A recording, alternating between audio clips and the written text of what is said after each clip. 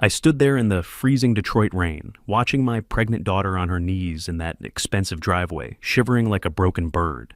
That's when I knew I was going to destroy the man who put her there. But let me back up. My name is Carl. I'm 58. Worked 32 years at the Ford plant in Dearborn before I retired last spring. Raised my girl, Rachel, all by myself after her mom died when she was 12. Rachel was my world, sweet, artistic, always painting watercolors in our little kitchen. She deserved better than what I could give her, and I thought Brett was going to be that better life. Brett Morrison looked perfect on paper. Insurance adjuster, made good money, drove a BMW, lived in one of those fancy subdivisions in Bloomfield Hills. When he started dating Rachel 3 years ago, I was happy for her.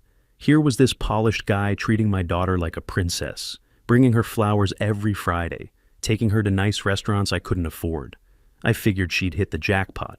The warning signs were there from the start, but I missed them. Little things that seemed like he was just being helpful.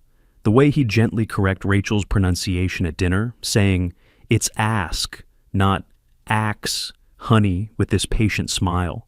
How he'd suggest she change her dress because the one she wore was a bit too casual for his family's events. Rachel would just smile that accommodating smile and go change. She was 26, head over heels in love, blinded by the life he promised her. The first time I felt something cold in my gut was at the engagement dinner. Brett's mother, Nancy, this woman who wore pearls like armor, looked at my calloused hands and offered me the salad fork with a pitying smile, explaining which utensil was for what course. It wasn't the fork that bothered me. It was the way Brett didn't even glance at me when his mother did it. He just looked at Rachel, and for a split second, I saw something that wasn't love. It was ownership. The wedding was massive. Brett's family paid for everything at this country club in Bloomfield Township that probably cost more than my house. They insisted on handling all the arrangements, said they wanted everything just so. I offered to pay for the flowers, just wanted to contribute something to my daughter's day. But Nancy waved her hand like I was being silly, said they had a specific florist who only worked with appropriate budgets. I walked Rachel down the aisle that day. She looked like an angel in that $5,000 dress, but her hand was trembling on my arm. "Are you happy, sweetheart?" I whispered as we got halfway down. She looked at Brett waiting at the altar, and the trembling stopped. "I am, Dad. He's gonna take care of me." That phrase stuck in my throat. Take care of her, like she couldn't take care of herself. When I handed her over, Brett took her hand without even nodding at me, just turned his back, effectively blocking me from her view during the ceremony. It was symbolic, though I didn't realize how literal it would become. The reception was all champagne and speeches where Brett talked about how he'd refined Rachel, like she was some rough diamond he'd polished. Nancy gave a toast about how breeding tells and how happy they were to welcome someone with Rachel's artistic temperament into their family. The way she said artistic temperament made it sound like a character flaw. The first year of marriage should be the honeymoon phase. For Rachel, it became the beginning of an erasure. Slowly, she stopped painting. She told me Brett didn't like the smell of turpentine in their pristine townhouse, said it gave him headaches. Then she stopped visiting as much. She'd call instead of coming over, said Brett liked her to be home when he got back from the office. I tried calling her directly, but often Brett would answer, "Oh, she's in the bath," or "she's napping," or "we're just heading out." When I did speak to her, her voice sounded different, thinner, stretched tight. She talked about charity galas and dinner parties, things that never used to interest her. It was like she was reading from a script written by someone else. One Saturday afternoon, I drove over to surprise her. I found her sitting in their back garden, just staring at this perfect rose bush like she was hypnotized. When she saw my truck pull up, she actually flinched. "Dad, you shouldn't be here," she whispered, glancing back toward the house nervously. "Brett doesn't like unannounced visits. It disrupts his schedule." Schedule? My daughter was living by a timetable in her own home. That's when I started paying closer attention to things that had seemed normal before. How Brett would check his watch when Rachel was talking. How he'd finish her sentences for her at restaurants. How he'd make little comments about her weight, her clothes, her small-town mannerisms that needed work. Then came the news that should have been the happiest day of my life. Rachel was pregnant. I was going to be a grandpa. When she called to tell me, I could hear the excitement mixed with something else in her voice. Fear, maybe, or uncertainty. I thought this would change things, soften Brett. make their house feel more like a home. I was wrong about everything. The pregnancy became another tool of control. Brett decided what she ate, when she slept, who she could see, all under the guise of protecting the heir, as Nancy started calling the baby. They cut off Rachel's access to their joint bank accounts completely now. Brett gave her a weekly allowance like she was a 16-year-old, said pregnant women shouldn't worry about financial decisions. I found out how bad things had gotten when we went for coffee at that little place on Woodward Avenue. Rachel ordered a $4 latte and her card got declined. She turned bright red, hands shaking as she tried the card again. "I'm sorry," she stammered to the barista. "Brett must have forgotten to transfer my allowance this week. That broke something in me. My daughter, 28 years old, couldn't buy herself a cup of coffee. I paid for it and slipped her 5 $100 bills when she wasn't looking, told her to hide it for emergencies. Don't tell Brett," I said. She nodded, but I could see the fear in her eyes about even having her own money. By month 6 of the pregnancy, Nancy had essentially moved into their guest room. She'd come over every morning like she owned the place, white-gloving everything Rachel did. How she cleaned the baseboards, how she folded Brett's shirts, how much weight she was gaining. "You're getting heavy," Nancy would say, watching Rachel push food around her plate. "Brett doesn't like sloppy women. The baby doesn't need you eating like a field hand." Rachel was 6 months pregnant. She was supposed to gain weight, but she'd just nod and push her plate away, trying to make herself smaller in every possible way. That's when I started doing some real digging. I couldn't just sit there watching my daughter disappear. I'd retired from Ford with a decent pension and time on my hands. Started making phone calls to guys I knew around town. Jimmy, who worked at the courthouse, Mike from the bank, Tommy, who did title searches for a living. I wanted to know who these Morrison people really were behind all that polish. What I found was interesting. The Morrison wealth was huge on paper, but it was all leveraged to hell and back. They lived on credit and reputation, borrowing against assets to maintain their lifestyle. Brett's insurance company was facing 3 quiet lawsuits for wrongful claim denials. The family was bleeding money faster than they could make it, but they spent like Saudi royalty to keep up appearances. Brett's BMW, leased. The Bloomfield Hills house, mortgaged to 95% of its value. Nancy's jewelry, half of it was high-quality costume pieces. They were drowning, but Rachel didn't know any of this. She thought these people were untouchable titans of industry. The psychological abuse got worse as Rachel's belly grew. One evening she called me crying so hard I could barely understand her. "He threw away my paints, Dad. All of them. Said the nursery needed the space and he didn't want the baby exposed to lowbrow hobbies." My blood was boiling. "Come home, Rachel. I've got plenty of room. Come back to me." There was this long, terrible silence. "I can't," she finally whispered. "He says if I leave, his lawyers will make sure I never see the baby. He says I'm mentally unstable, Dad. He has files on me, things I wrote in my diary when I was 17, poems about being sad after Mom died. He's twisting everything to make me look crazy." The trap was completely shut now. They'd isolated her, made her financially dependent, and now they were threatening her with losing her own child. I realized I couldn't storm in there like some angry father-in-law. They'd call the cops, paint me as the aggressive working-class thug, and use it against Rachel in court. I had to be smarter than that, so I changed tactics completely. Stopped challenging Brett on anything. When he made his little comments about Rachel's background, I just smiled and nodded. Started bringing Nancy flowers when I visited. Complimented her decorating. It tasted like sawdust in my mouth, but I needed them to lower their guard. I needed access to their world. Meanwhile, I was quietly liquidating everything I had. Sold my house in Dearborn to a cash buyer, moved into a small apartment. Cashed in my 401k and pension early, took the tax hit. See, back in 2003, I'd invested $20,000 in this little logistics software company that some tech guy at work told me about. Most of the guys at the plant thought I was crazy, throwing money at computers. But that company got bought by Microsoft in 2019 for $300 million.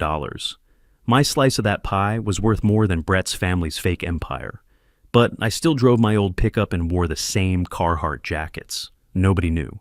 The incident that changed everything happened in November, right before Thanksgiving. Rachel was 8 months along, could barely walk without her back aching.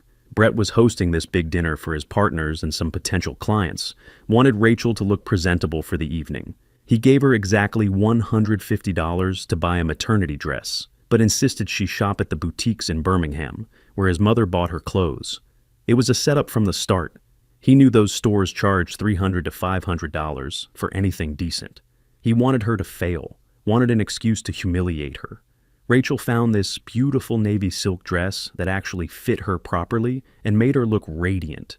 Problem was, it cost $200. She used my emergency money to cover the $50 difference, thought she'd solved the problem cleverly. The dinner started well enough. I wasn't invited, of course. Working-class fathers don't mix with insurance executives and their wives. But I was parked down the street in my pickup, engine running, watching their house. I'd been doing that. More often lately, just sitting there with a bad feeling in my gut that wouldn't go away. According to what Rachel told me later, Brett played the perfect husband all evening, introduced her as my beautiful wife to his guests, kept his hand on her lower back, complimented the way she looked in the dress. She actually started to relax, thinking maybe things were getting better between them. Maybe the baby was softening his heart after all. But the minute the last guest walked out that door, the mask came off completely. "Receipt," Brett said. Just one word, holding out his hand.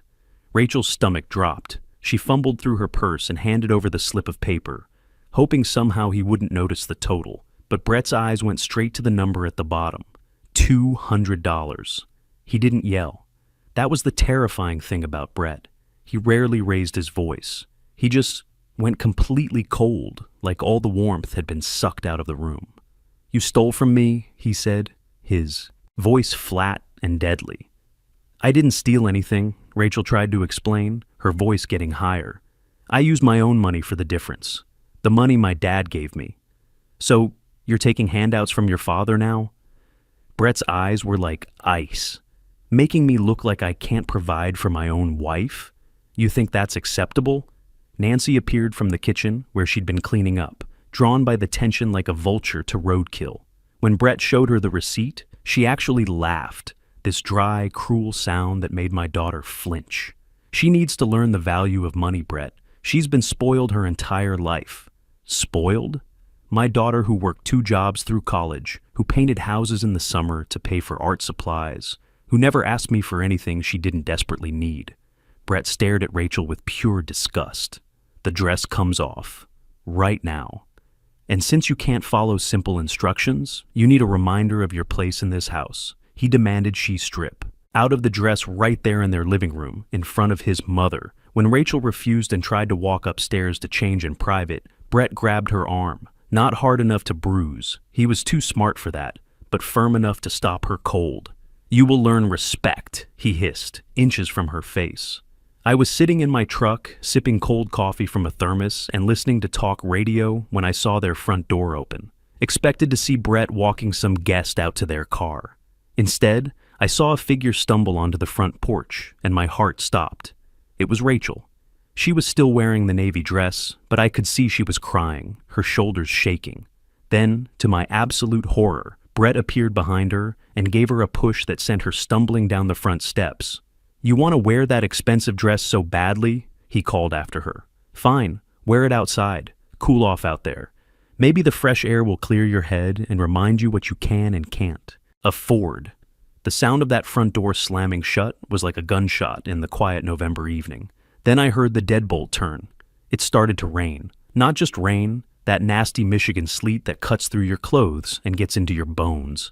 Rachel pounded on the door with both fists, her voice muffled by the weather, but desperate enough that I could hear every word from across the street. "Brett, please. I'm sorry. It's freezing out here. What about the baby?" Through the front windows, I could see warm yellow light, shadows moving around inside. Brett and Nancy pouring themselves brandy, settling into the living room like nothing was happening, ignoring the pregnant woman, begging to come back into her own home. Rachel made it down to the bottom of their brick steps before her legs gave out completely. 8 months pregnant, soaked to the skin, she collapsed onto the wet cobblestones of their circular driveway. She curled into a ball, trying to protect her belly from the cold, and that's when something inside me snapped completely. My son-in-law had made my pregnant daughter kneel in the rain because she bought a dress. I threw my truck door open so hard it bounced off its hinges. The rage I felt wasn't the hot, red kind that makes you do stupid things. It was white hot, surgical, the kind that turns you into something dangerous and focused. I ran across that street like I was 25 again, my boots splashing through puddles, not caring about traffic or witnesses or consequences. Rachel was blue when I reached her, her teeth chattering so violently she couldn't form words. She looked up at me with unfocused eyes, rain plastering her hair to her skull. "Dad," she whispered through chattering teeth. "I'm sorry. I'm so sorry." She was apologizing, freezing to death on her own driveway, and she was apologizing to me. That broke me completely and built me back up into something Brett Morrison had never encountered before. A father who'd been pushed past every limit he didn't even know he had. I pulled off my heavy work coat and wrapped it around her shoulders, helped her stand even though she was dead weight in my arms. Her lips were turning purple, and I could feel the baby moving frantically inside her belly, probably as distressed as she was. "Get in the truck," I told her, guiding her across the street. "Turn the heater on full blast." "He has my keys," she sobbed. "My phone, my purse, everything." "You won't need them," I said, and something in my voice made her stop crying and look at me. Not anymore. I settled her into the passenger seat, cranked the heat up as high as it would go, and then I turned back toward that house. I walked up those brick steps like I owned the place, like I had every right in the world to be there. I didn't knock, I didn't ring their fancy doorbell. I lifted my right leg and kicked that solid oak door right at the lock. It took 3 kicks to splinter that expensive door frame completely. The sound of that oak door slamming open against their marble foyer wall was like thunder. Brett dropped his brandy snifter, and Nancy screamed, clutching her pearls like they could protect her from what was walking through their broken doorway. They stared at me, soaked, muddy, and probably looking like something that had crawled out of hell itself. "What the hell do you think you're doing?" Brett shouted, trying to find his voice. "I'll have you arrested for breaking and entering." I walked right up to him, got close enough to see the fear flickering behind his eyes. He was taller than me, but he'd never done a day of real work in his life. I could smell the expensive cologne and the brandy on his breath. "You have lost everything today," I said. Those 5 words came out calm and cold. "Get out!" Brett screamed, but his voice was shaking now. "Take your trash daughter and get out of my house." "Oh, I'm taking her," I said, my voice steady as stone. Then I reached over and grabbed Nancy's precious Ming vase from the hallway table, the one she'd bragged cost $3,000, and smashed it on their marble floor. The sound of it shattering echoed through their perfect house. "You're insane!" Nancy shrieked. "We'll sue you for everything." "I'm a father," I corrected her, "and you people just made the worst mistake of your lives." I turned and walked out through their broken door, got in my truck with Rachel, and drove straight to St. Joseph Mercy Hospital. Not the fancy private clinic where Brett had connections, but the place where real doctors worked, made sure the baby was okay first. He was fine, strong heartbeat, moving around like the fighter he was going to be. The next morning, the real war began. Brett called the cops about his door, filed reports, tried to get emergency custody of the unborn baby by claiming Rachel was mentally unstable and I was a violent influence. He thought he was playing chess while I was playing checkers. He had no idea what was coming. See, all those weeks I'd spent digging into the Morrison finances. All that research I'd done, I hadn't just found out they were broke. I'd found out exactly who held their debts. Brett's mortgage wasn't with First National anymore. It had been sold to a private equity firm called Archon Holdings for pennies on the dollar. Distressed debt, they call it. 2 weeks before the rain incident, Archon Holdings had been quietly acquired by a shell company I'd set up called Great Lakes Recovery. The seller thought they were dealing with another vulture fund. They had no idea Great Lakes Recovery was owned entirely by Carl Mitchell, retired Ford worker from Dearborn. I owned Brett's house. I owned his car loans. I owned the credit lines he'd been using to maintain his lifestyle. And I had detailed records of how he'd been skimming money from insurance settlements to cover his personal debts. Not huge amounts, just enough to keep his head above water. But embezzlement is embezzlement. 3 days after I kicked in his door, Brett walked into his office to find his partners waiting for him, with a lawyer and a security guard. I had sent them a complete dossier documenting his theft, with bank records, forged signatures, the whole thing. He was fired on the spot and escorted out with a cardboard box. But the real blow came at lunchtime. He drove home to find the locks changed and a Wayne County Sheriff's deputy standing in his driveway with a clipboard. "What is this?" Brett demanded. "This is my house." "Actually, sir," the deputy said, checking his paperwork, "this property has been foreclosed by the lien holder due to breach of contract and failure to maintain required insurance coverage." "I have insurance," Brett yelled, but he was lying. "I knew he'd let the homeowner's policy lapse 3 months ago to free up cash flow. The mortgage contract had an acceleration clause, immediate foreclosure if insurance lapsed. I'd made sure the bank knew about it." Brett called Great Lakes Recovery, demanded to speak to the owner. The call got transferred to me. I put it on speaker so Rachel could hear every word. We were sitting in a warm, safe rental house in Royal Oak, hot chocolate in our hands. "Mr. Morrison," I said, "this is Carl." The silence was absolute. How do you own my mortgage?" "I own your mortgage. I own your debt. I own evidence of your fraud," I said calmly. "And because I'm a reasonable man, I'm giving you one choice. Sign over full custody to Rachel, renounce all parental rights, and leave Michigan. Forever. Or I hand everything over to the prosecutors and you go to prison." Took him about 10 seconds to decide. Bullies always fold when the tables turn. Brett signed the papers that afternoon. Within a week, he was gone, fled to Arizona to avoid criminal charges. Nancy had to move into subsidized housing in Pontiac after losing everything. Rachel gave birth to Tyler 3 weeks later. Healthy 7-pound boy with my stubborn chin and his mama's gentle eyes. We live quietly now, in a nice house in Ferndale. Rachel's painting again. Different style than before, darker maybe, but stronger. She's healing, getting back to who she really is. We never heard from Brett again. He sends the court-ordered child support from whatever hole he crawled into, but he's legally forbidden from any contact. As far as Tyler knows, his grandpa is the only father figure he needs. I think about that November night sometimes, watching my grandson play in our backyard, about the choice between staying quiet and taking action. It's easy to mind your business when someone's being hurt. It's harder to kick down doors. But that's what family does. That's what love looks like when someone pushes you too far. If you're listening to this and someone you care about needs a door kicked down, don't wait. Don't hope it gets better on its own. Take action. Be the person who shows up in the rain. Because protecting your family isn't optional. It's everything. Sometimes the most dangerous. Person in the room is the quiet one who's been watching, learning, and planning, while everyone else thinks they're powerless. A man's true strength isn't measured by his title or bank account. It's measured by how far he'll go to protect the people he loves when they can't protect themselves.